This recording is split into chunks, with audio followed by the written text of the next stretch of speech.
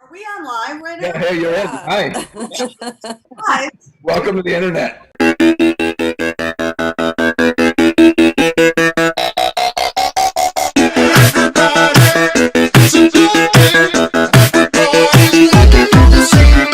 Never lost that spirit and soul for turning people on to music that we love. Linda Perry calls your phone, you pick up. You know, we like to share the process here, and I think we may have some fun. I feel what we're curating is really great information, great entertainment. Anytime, call me, I'm there. Am I still on the internet?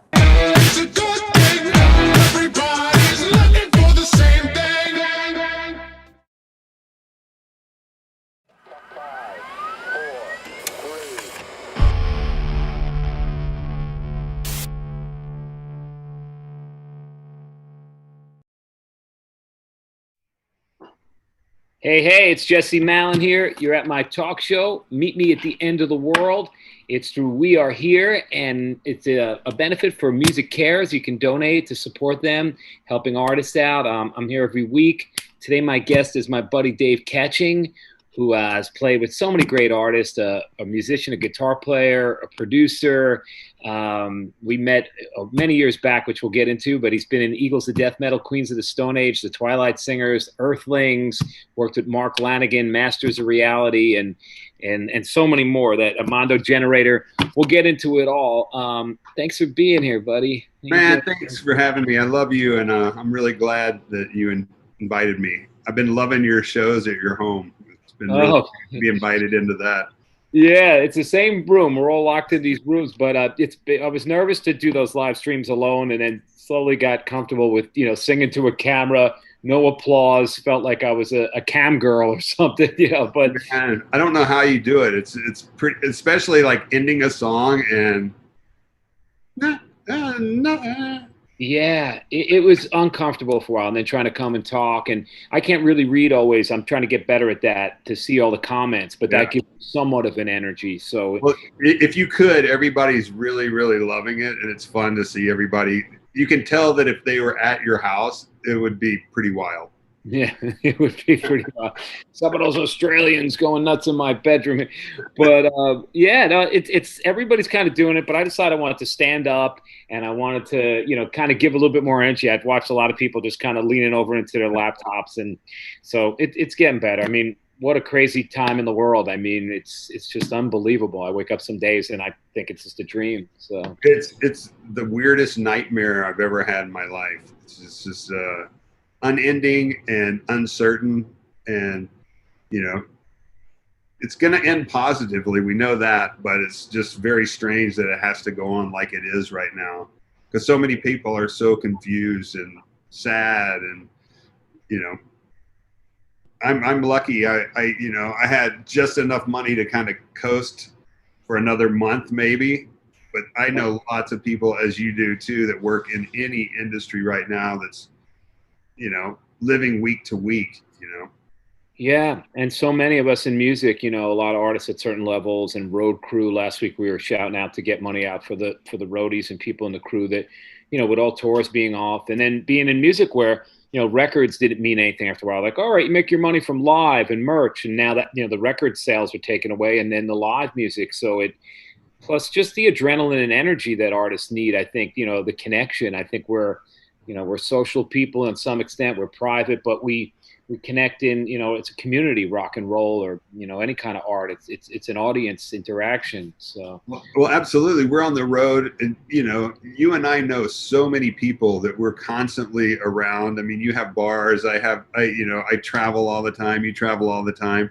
To have 60 days of not seeing, I mean, I haven't been seeing anyone, my girl and my dogs, and You know, Brian O'Connor that lives next door. I saw him briefly while we were wearing masks from 10 feet away. And, you know, a couple of other friends. My friend Steve Agee's staying at one of my houses. He's been out here for 2 months.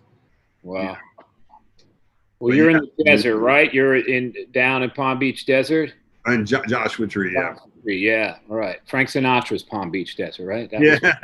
all right, I don't want to mix you guys up, but yeah. I mean, I'm in New York. Yeah, I wish I had a dog or girlfriend here, or I'm just like locked in. Except we've been getting out. The city's picking up. There's a little bit more energy. Good. But I think when I was doing this in beginning, I was thinking about talking to you. And I love the idea that I get to talk to my friends, and we don't have to wear a mask. And even if it is some kind of Jetsons, Twilight Zone kind of like, hey, here we are. But, it's people that I respect on this show every week, and people that I'm fans of. And a lot of times it's been friendship. So I was going back to the beginning, and like you said, we know so many people. There's like a circle, and there's certain people that are the connective tissue to so many scenes. And I look at you as that guy, as a person, but also as so much as a player and musician, and another guy, Pete Stahl. And what I remember the most was Queens of the Stone Age, and maybe we met before this, but I think my memory is Coney Island High, late 90s, van tour. Maybe it was the record that had Regular John on it. Yeah, it was the first album, 98, yeah. 98, and you played in New York City at St. Mark's at Coney Island High. And I came down because of Pete Stahl, who I knew from my old hardcore band, Heart Attack. Used to play with Scream, his band, in 930 Club and in New York. And we'd stayed in touch over the years through some other friends.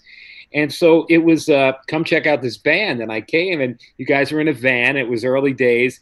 And I was just so blown away. I think Chrome Locust, Todd Youth's band with Michael Wildwood, might have opened that night. Yeah. That's exactly who it was. A heavy, warm, and that was kind of probably the mid period of that club that I had started. I didn't know how to run a club. I was like, I got a record deal, and I opened this place on St. Mark's and hired my friends, and everybody gave everything away, and we got closed for dancing. Yeah. But this might have been one of the peaks, and having you guys there at an early time. There might have been even a Frank Kozik poster that, represents that night. But I just remember we all went over to Niagara, which is the place I still hope to have, and a corner bar, and pulled up the van, and Pete Stahl, always in charge and always such a warrior, and here you guys came out, and we just started, hanging and talking, and Josh and yourself have been the ones. And when I see Nick, Nick was on that tour as well, right? Was it you? Yeah. And the drummer, Alfredo Hernandez. real solid. Yeah. So that would be the beginning. And then I think that we also maybe had a connection where into New Orleans with Kelly Keller. Yeah. One of my dear friends that I've written about, and somehow either I met you again there, but what do you remember about those early days, that show of Queens, that first tour out with them and coming to New York? And it's funny because I only remember 3 shows from that tour. The very first show of that tour was in San Francisco, and that was with the Dwarves and Fatso Jetson. I remember that at the bottom of the hill. Well, I remember a couple more shows, but New York, St. Louis, I don't remember the show. I just remember there were maybe like 4 people there, and we almost got shot going to see the Ark. Okay. We went to see that, and we got a gun pulled on us by security who threatened to kill us. And then I remember playing in New Orleans, because that's always fun. But you barely remember playing in New Orleans. That's one of those things. I remember seeing the Stones in the 70s in Memphis, where I'm from. And it was on the Some Girls tour, and they were terrible. It was the worst. And I'd never seen a band bad before. And then later I realized, well, they probably hit New Orleans the night before and either partied way too much or, probably just partied way too much. And unfortunately, usually the town after New Orleans is a pretty sketchy show, no matter what band you're in, because you tend to stay out late there. Sometimes that works for me. LA's always like a night where I see a lot of friends, and I tend to try to get home early, and I have a lot more drinks. Like the last time I was there in January at the Roxy, and the next night is San Diego usually. Yeah. tell the people that are filming, if we're filming or recording, that I'm going to be hungover as hell and it's going to suck. And it tends to be the best gigs. Yeah, It's hungover, I don't give a shit. And this, again, San Diego or these weird towns the next day. So sometimes with me, it's worked the other way. It's like the pressure's off.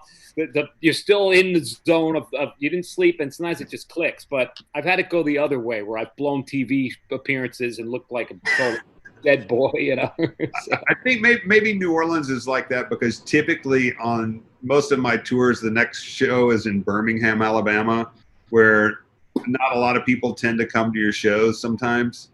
Right.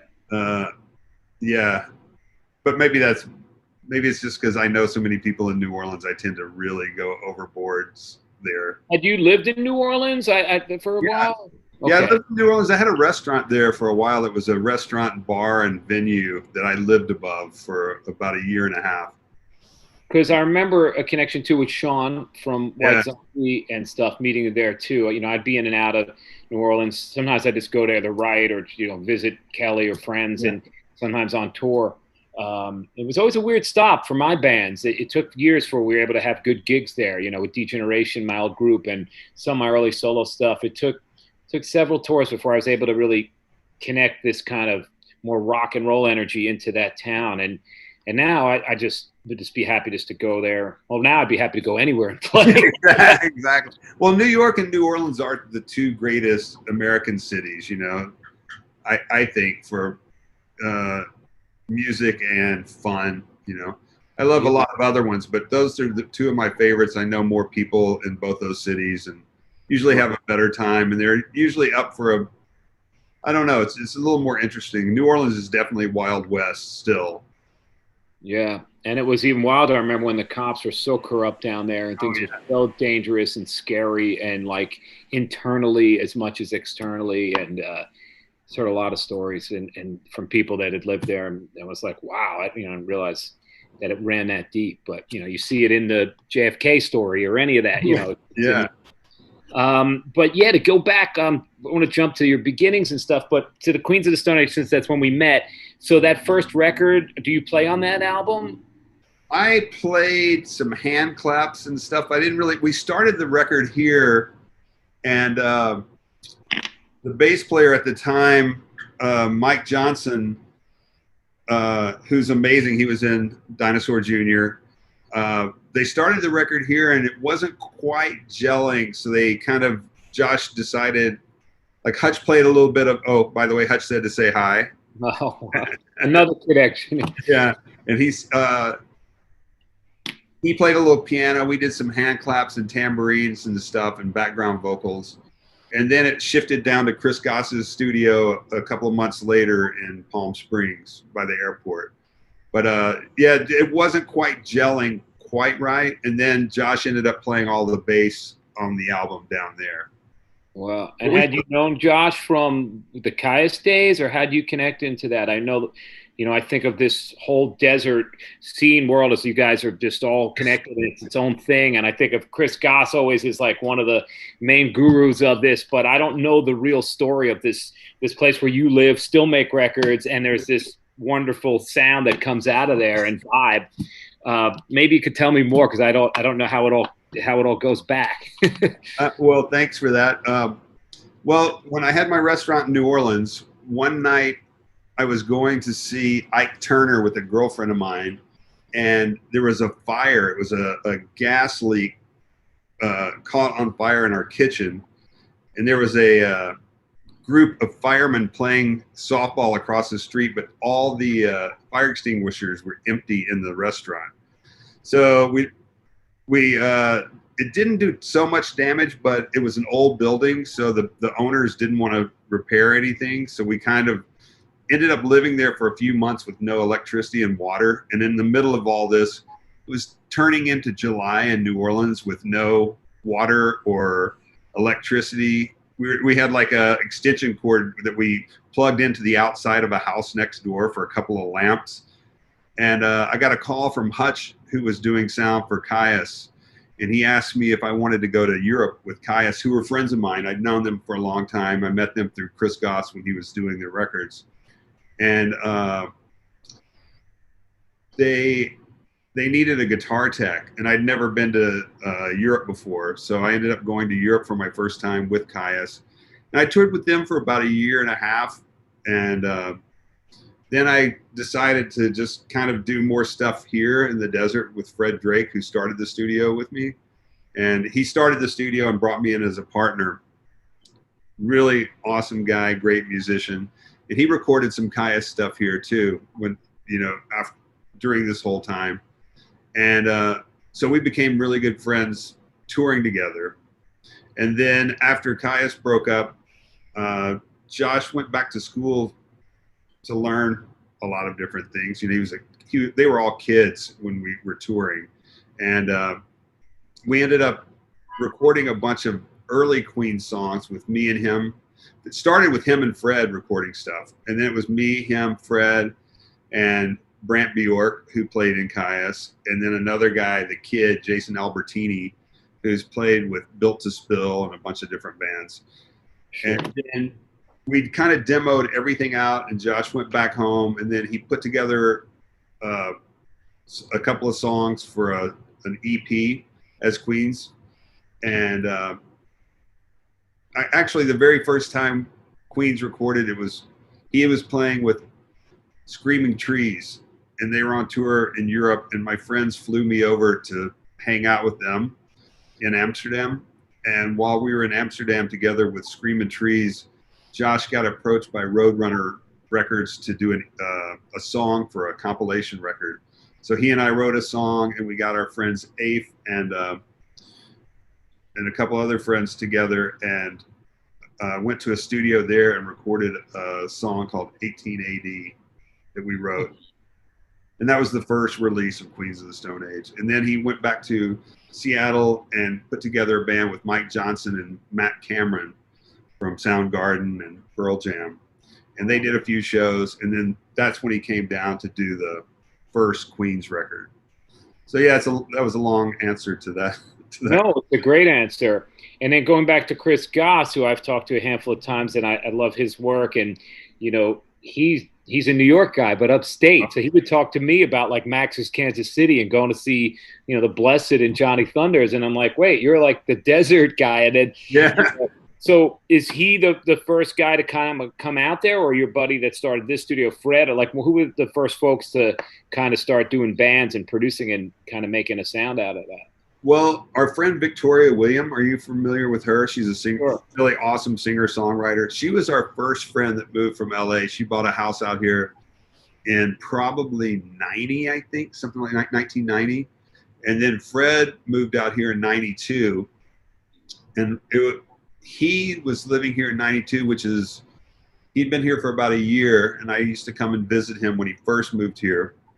And then when I had my restaurant, he called me up one day and asked if I wanted to start a studio with him here. So we ended up buying some gear from a friend of ours.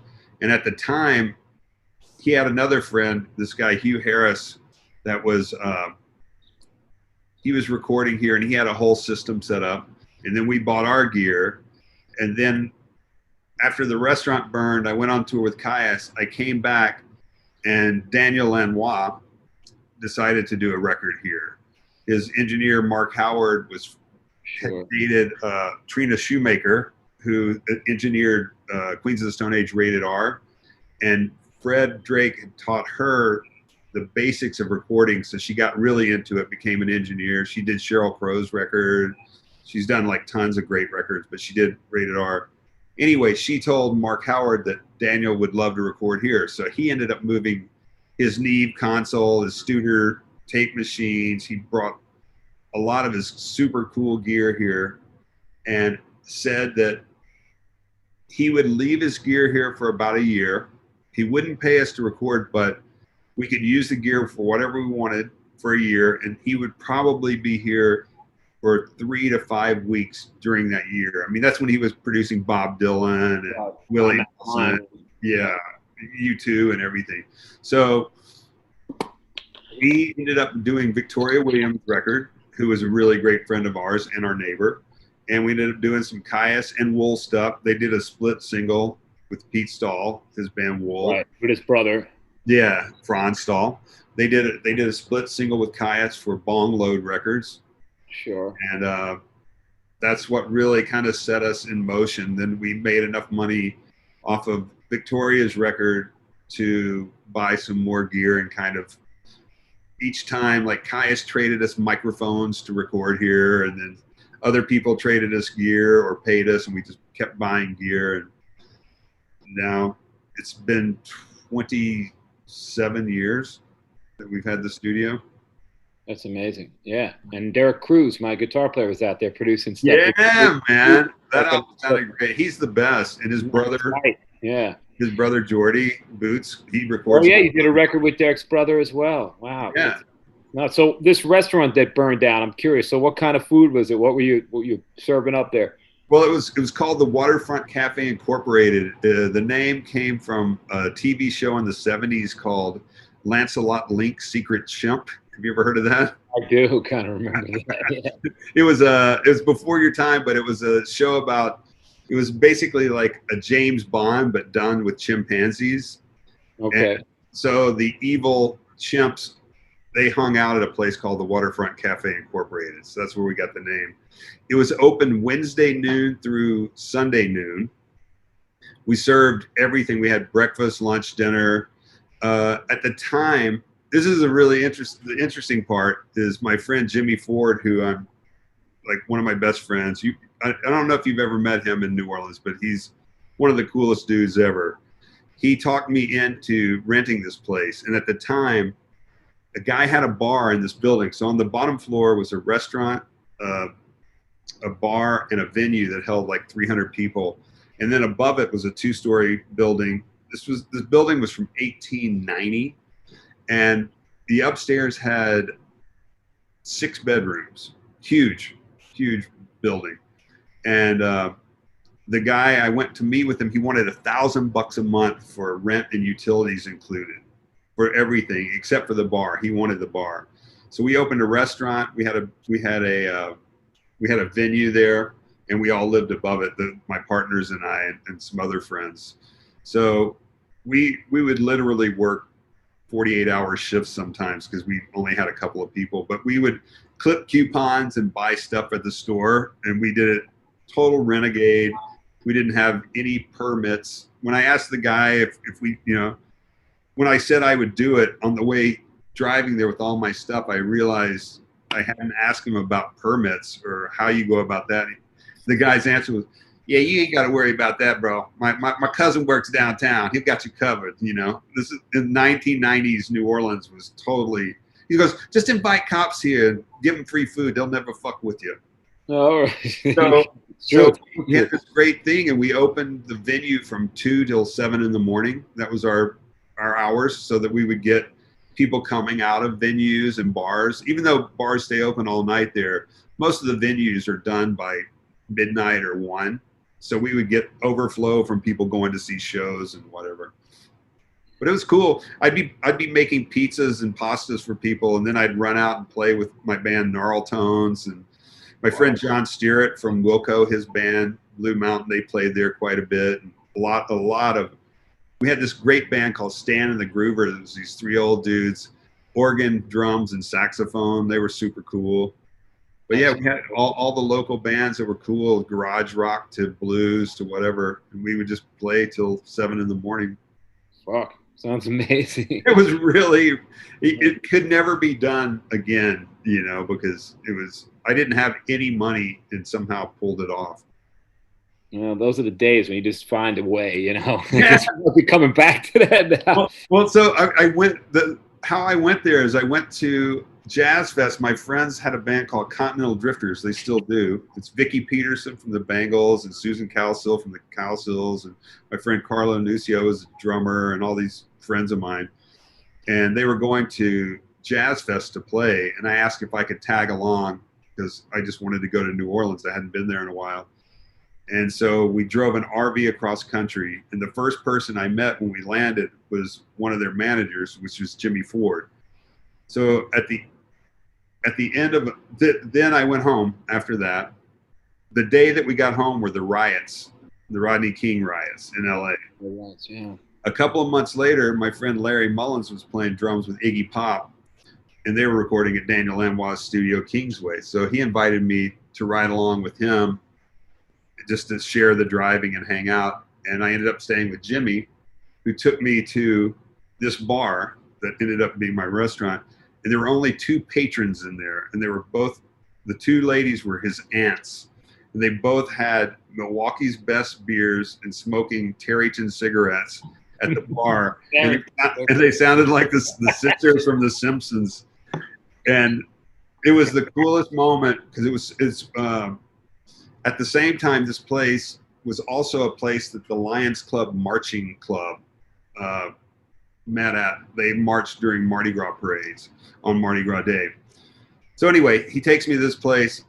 We stay up all night. He takes me to the airport. I fly home. The next day when I get home, he calls me up and he's like, hey, you know, that bar I took you to, they're looking for somebody to take over the restaurant.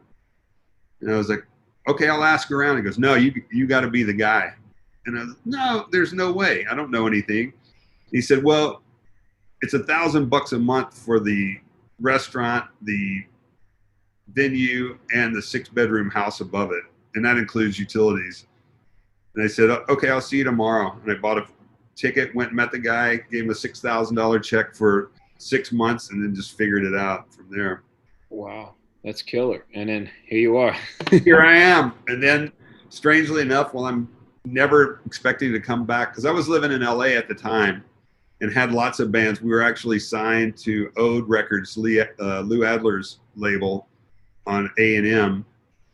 And I just couldn't turn down this thing. It was too cool. And yeah, it's weird how things happen. And then one day I'm making a pizza and somebody says, hey, Fred Drake's on the phone. He wants to talk to you. And I was like, oh yeah, I'm just hanging out. And he asked if I want to be a partner in a studio here, never expecting I would come back to New Orleans. And then 8 months later, the place catches on fire. I'm back here doing this. Just never know what life is going to throw at you, you know, like that 1 second of that can change your life, you know, the yes or no that can put you in a completely different place than you thought you would be. Truly, yeah. It's great to be open to that. You never know. There's just some kind of energy and pull that, you know, kind of leads us into things. And some of it's luck, some of it's, I don't know what it is, a karma. But, yeah, you don't know. I don't magic in that. And like I was thinking about too with that scene, you know, with a lot of you guys when I met Josh and yourself and just watching, and Joey C, who I knew a little bit from the hardcore days, and just how there's this group of musicians, and I don't know the politics behind it, but how, you know, I meet you, you're in Queens of the Stone Age. Then suddenly I hear Josh is like, my friend Jesse's got this band, Eagles of Death Metal. They're playing in New York at Mercury Lounge, and Josh is on drums. Yeah. And suddenly, you know, next thing I know, like Joey C's in the band, or you're in the band, and then other people are in and out of Queens of the Stone Age. And then Nick comes around with Mondo Generator. He's not in the Queens, and then you're doing Mondo like it. And somehow Pete Stahl and certain people are just like connected in that. You're doing Earthlings with, you know, with Pete, and how it seems like one cool, happy family in some way. And I know nothing is like that in the world, but musician changes. And of course, you know, Queens of the Stone Age has evolved, and it's so great and wonderful, and the things you do. But had that happen where suddenly, you know, you're, you know, Queens, then you're in the Eagles of Death Metal, which, you know, like at first, like I said, when I first saw them, it's like, I think maybe you played at that gig at Mercury with Josh on drums. No, I think Jimmy Van Hammel was playing he played that first tour, the very first one. Yeah. I know. Well, of course, we were together in Spain at the rock festival they do there. Always Escana Rock. Yeah, that's my favorite festival, I think. But how did that go from you know, Queens to Eagles, and what was in between in your life in that period? Well, I was always doing Earthlings with Pete and Fred, which was always cool because that was our band that we wrote all the music for. And you go to Europe. You guys toured a lot with that, right? With Earthlings. Yeah, we've toured quite a bit. We actually, when I was in Queens of the Stone Age, we actually did an Earthlings Queens of the Stone Age tour where I got to play with both bands, which was really fun. I got to open with Earthlings and close it out with Queens. And, you know, I think my ability to say yes and worry later is the you know, a lot of people they have to think about things, or they have things where they can't say yes, you know, like they got too much going on, or a family or a job they don't want to leave. And I think I've always just been open to things, you know, like it's, you know, after Queens, after I was not in Queens for a minute, I was always doing Earthlings, and then Josh called me up, and I already loved Eagles of Death Metal. I was at their first gig ever and a couple of their first ones, and he was like, I think you'd be good with Eagles because, you know, that would be a fun gig for you. And I was like, yeah, I'll do that. And it was, you know, a West. Said that like Josh. It sounded like Josh the way you said it. Like, yeah.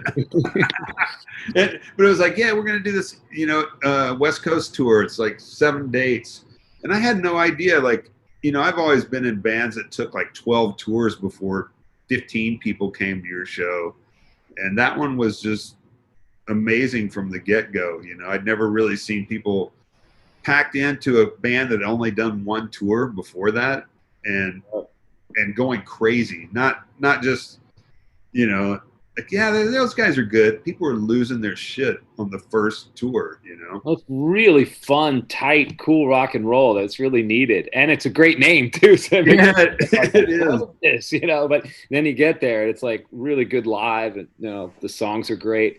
The sound of that first record is really great too. It really is punchy, you know.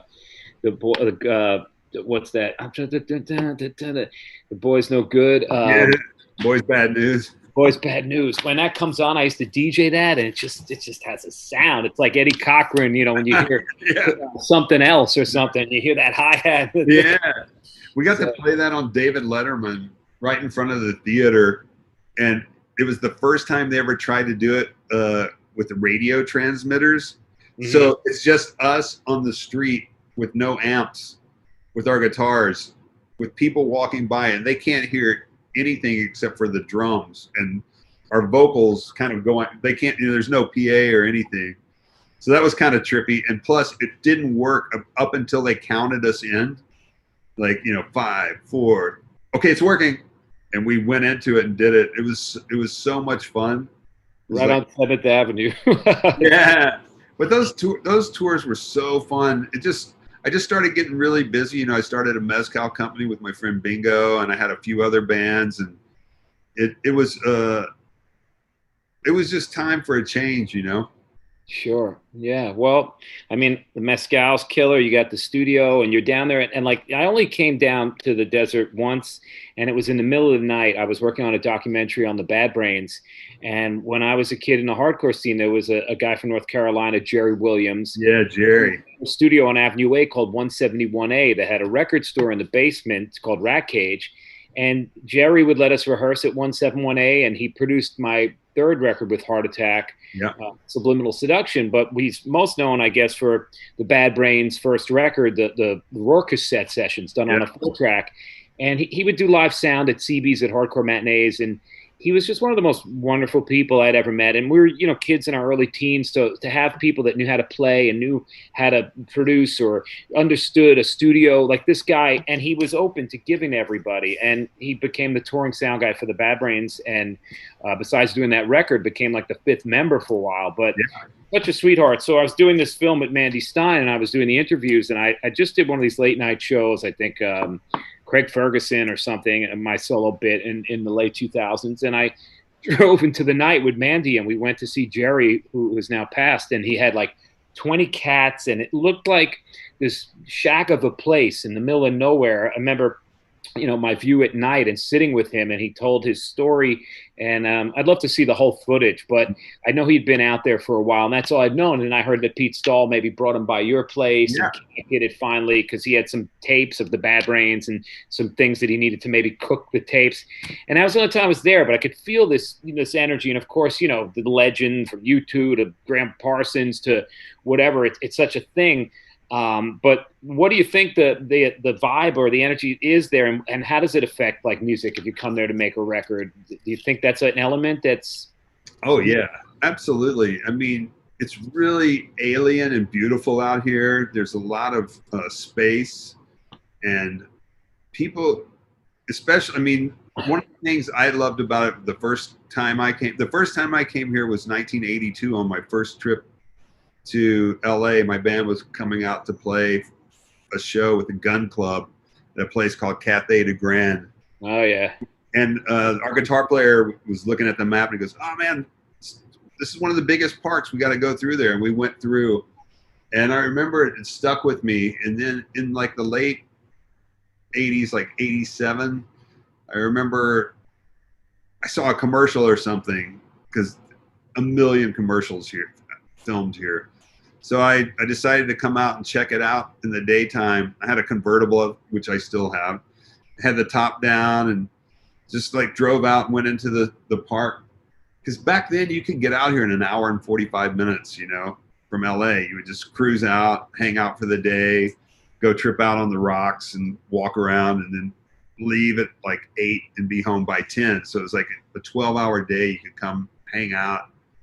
And I really got into it because you could feel the city lifted off of you. It was a different place then too, because in the last 10 years, it's really skyrocketed. Like when we started the studio, I think there were roughly 70,000 visitors a year to the park. This year, up until now, obviously, they were expecting 3 million. So it went from 70,000 to 3 million, you know. And the one good thing about us being locked in our houses is it has done a great service for the parks, you know, and nature in general. People staying on it, yeah. So, but it's always that thing, you know, to go make a record. I'm such a city boy, but they would always say, you know, we'll take you guys upstate and you'll go to Woodstock and you'll be a real band. And I think there's something to that, I think. And I wasn't open to it then. I couldn't make a record above 14th Street when I was in my 20s. You know, that was why would you want to? You're in New York. I know, but you know, so that whole like focus will go away. But I remember Josh Homme telling me a story about like PJ Harvey coming down there to do one of your desert sessions, and you know she was freaked out, and he's like, "Just chill, it's not that far." And she was in the car, and like you just got to go with it, and then you know something wonderful came out of it. So I think that there is the getting away, but I feel like there's some kind of magic there, some kind of energy and mojo that probably really affects the music there. And it's true, and honestly, this house especially has a lot of mojo. The owner, he and his wife used to come here in the 60s and early 70s, and they put a lot of great vibe into it.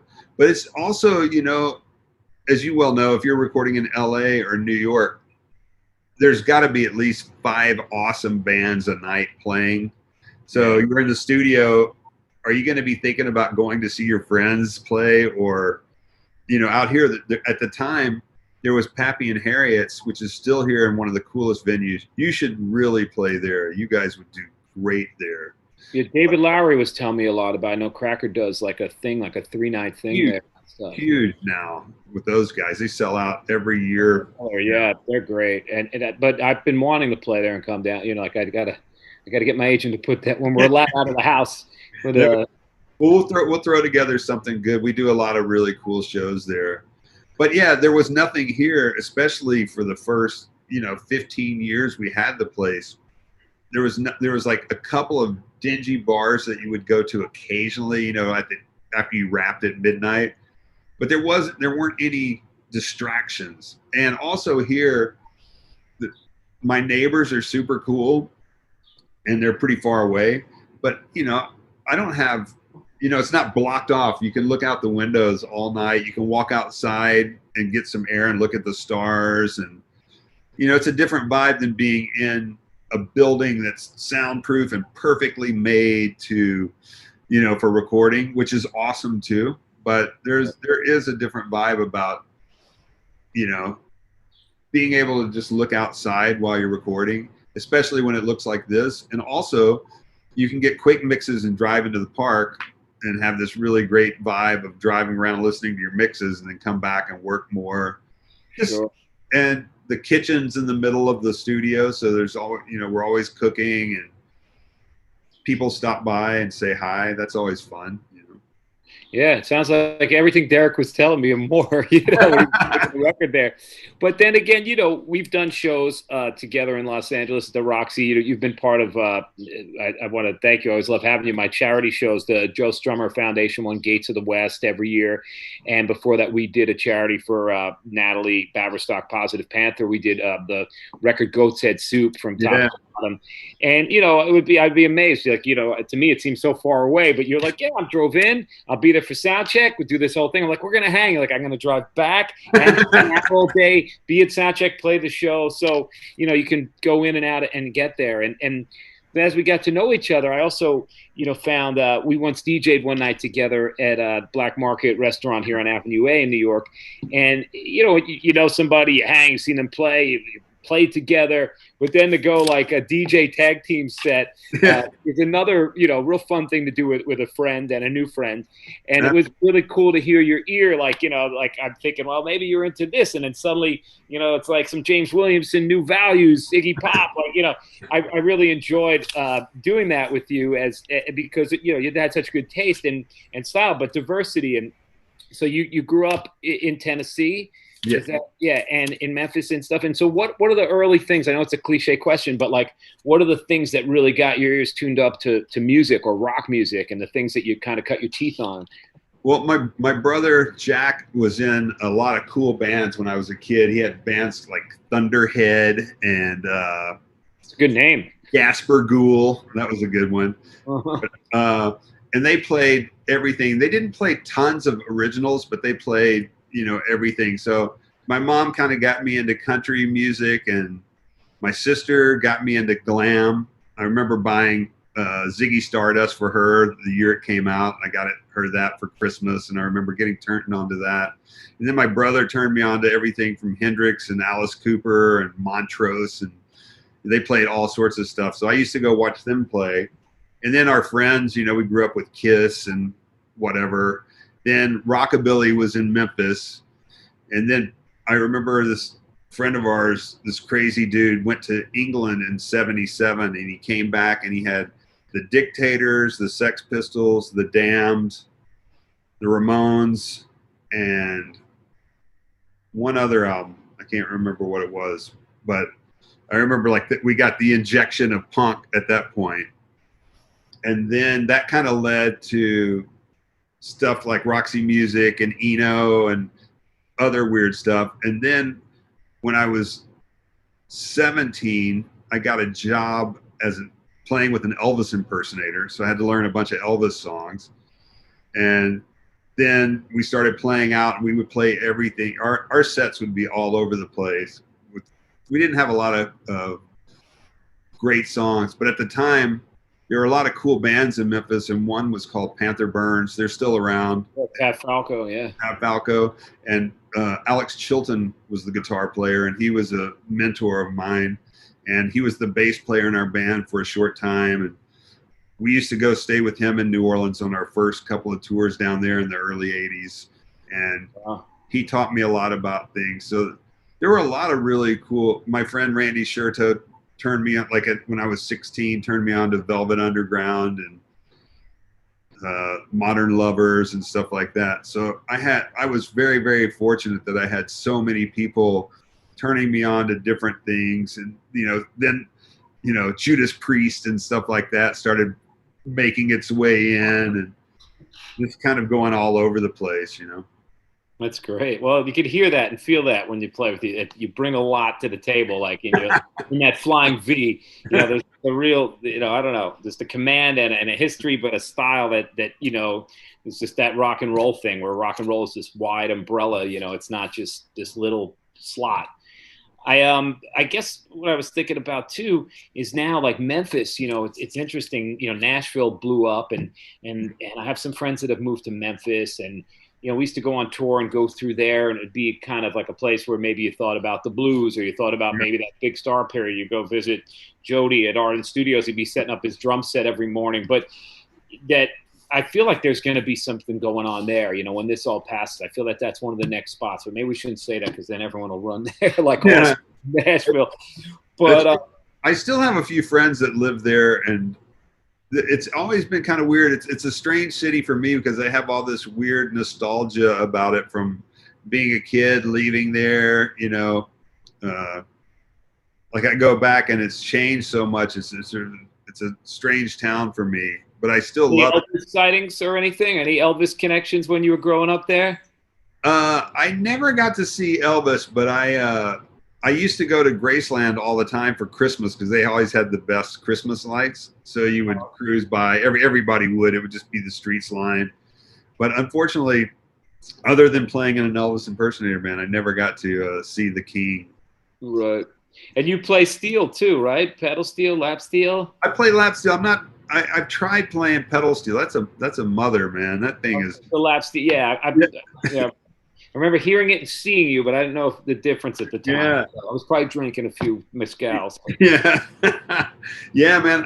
I do have to give you a shout out. It was a real honor that you asked me to play those shows because I've always been a huge fan of yours. You have such great music, and your band is seriously one of the best bands around. They're the coolest people and the greatest musicians, and it's a real honor to play with you guys. I was actually kind of befuddled that you actually even called me up to try to fuck up your set with my playing. Oh no, and and especially like first with the Goat's Head Soup record, which Yeah. is such an underrated Stones album, where at the time it was panned and everything. And then my friend Immy from the Catty Crows and Camper Van Beethoven was like, "We should do this whole album together someday."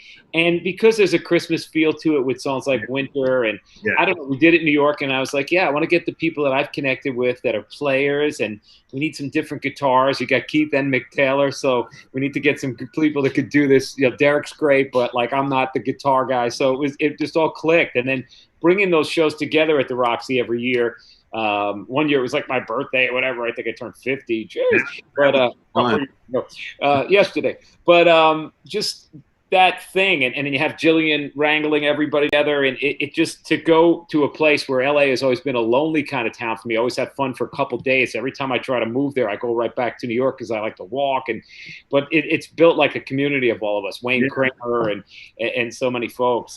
But I don't know. I guess we have a few more minutes left, a little bit of time. I wanted to just bring up some different artists and have you maybe that you've worked with that are stuff that people really have been affected by. And maybe if you have a couple words to say about that experience, if you're cool with that. Absolutely. I've got a couple things, but Mark Lanigan just put out a book. I just ordered it because I can't go to the bookstore.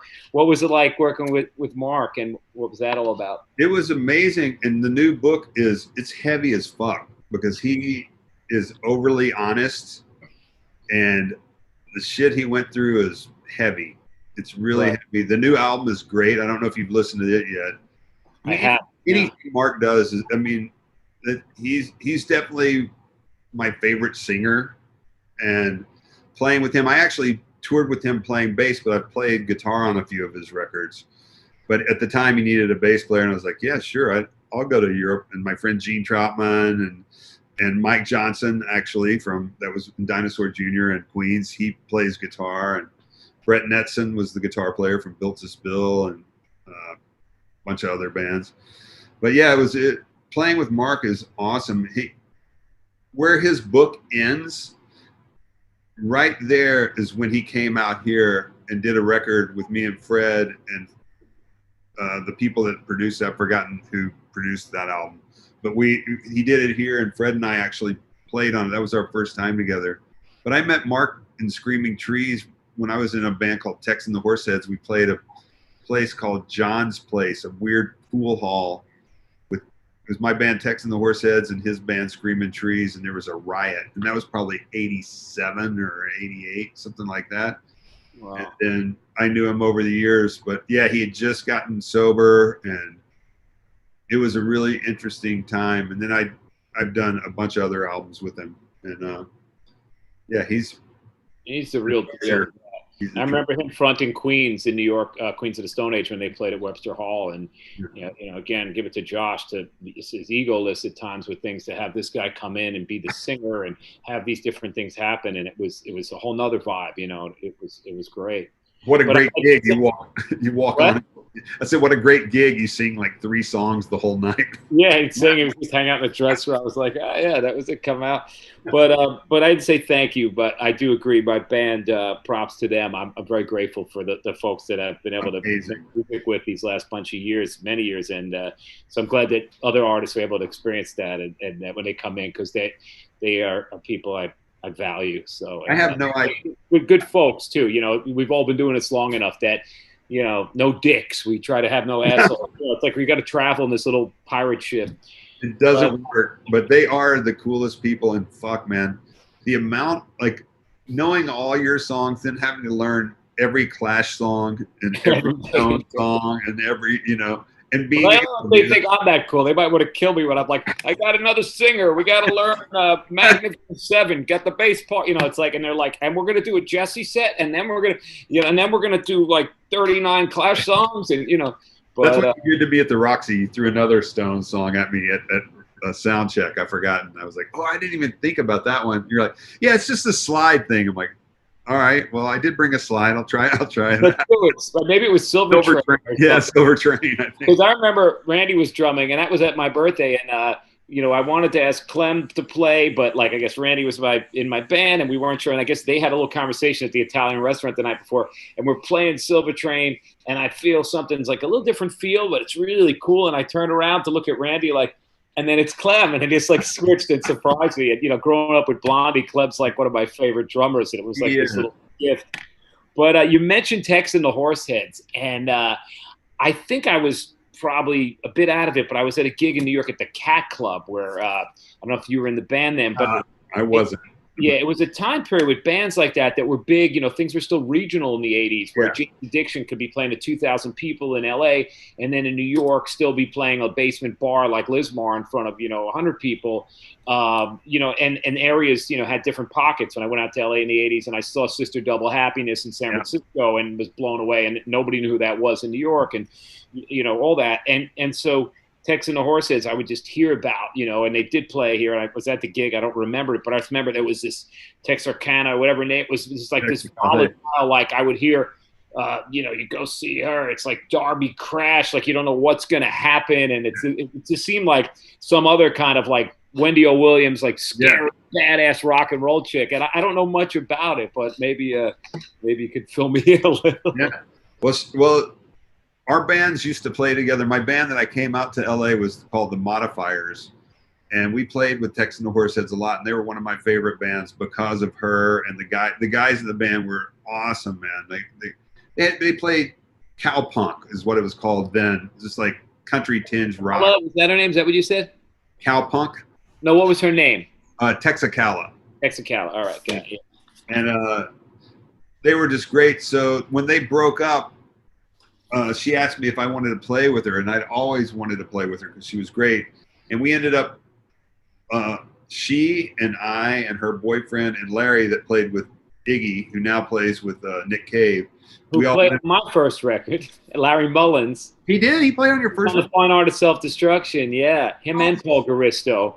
He's beating things. We brought him in as the crazy percussion guy, and then he's joined the Residents. But I love Larry. Yeah, he's the best. Nick Cave and the Bad Seeds. I bumped into him in LA recently, and he's always the same. And one of the sweetest, he brought kettle drums to this acoustic show I used to do, and use kettle drums. He'd come, and of course he did. Hair on his strapped in, and it just so talented. But anyway, I'm cutting you off. Inserting myself he is the coolest, but he was it's funny because he had been, so we all lived together when we were all playing together because he was in Tex and the Horseheads, and then we changed the name to Texarsis because we realized we're not really Tex and the Horseheads. Let's be something else.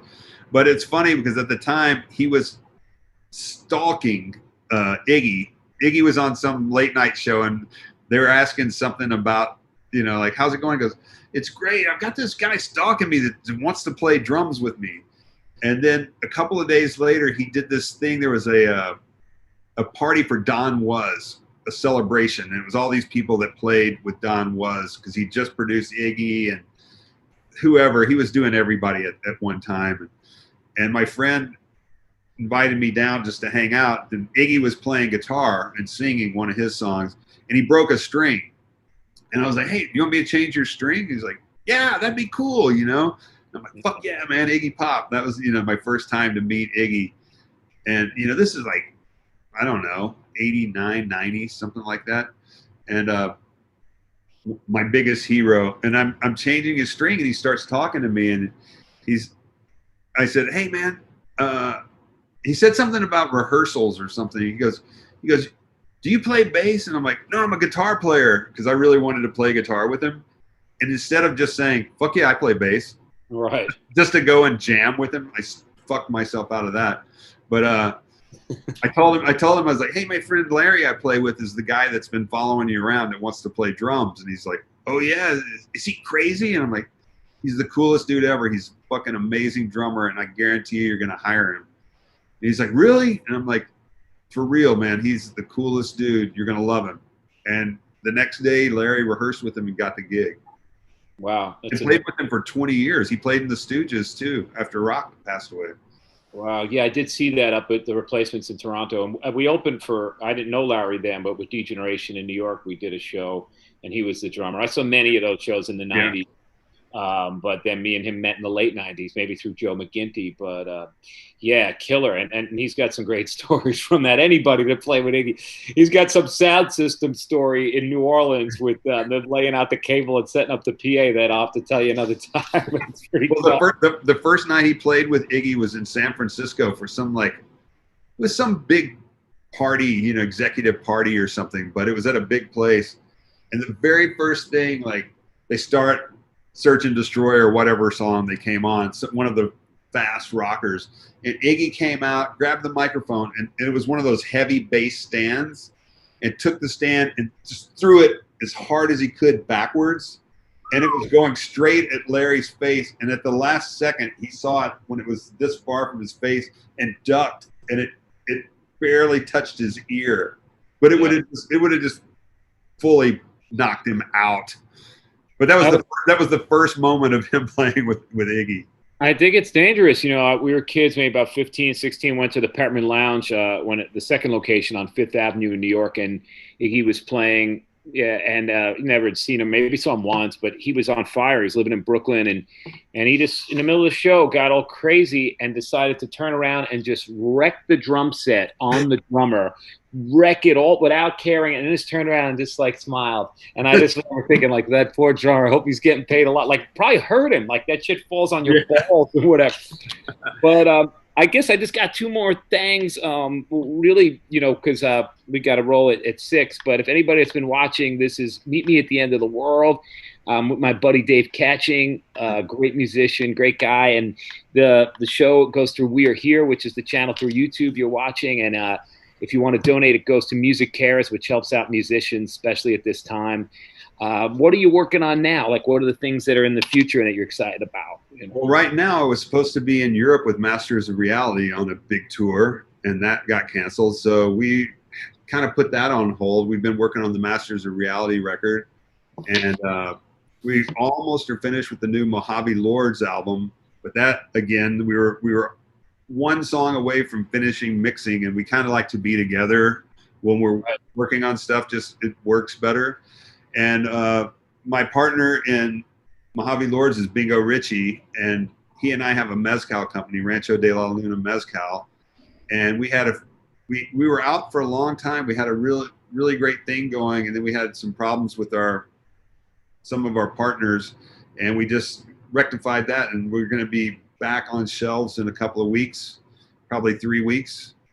And so that's big. People be able to get that, like, around the country in liquor spots? Yeah, we were only in 4 states, but now we're going to be in New York. We're going to be in Texas. We're going to be in many states. I like to still buy things in the shop, you know. And then they say that drinking is essential right now during this time. The liquor stores are open as essentials.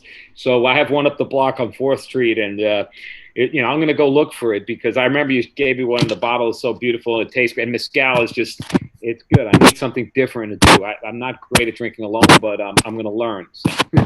Or I'll do it FaceTime.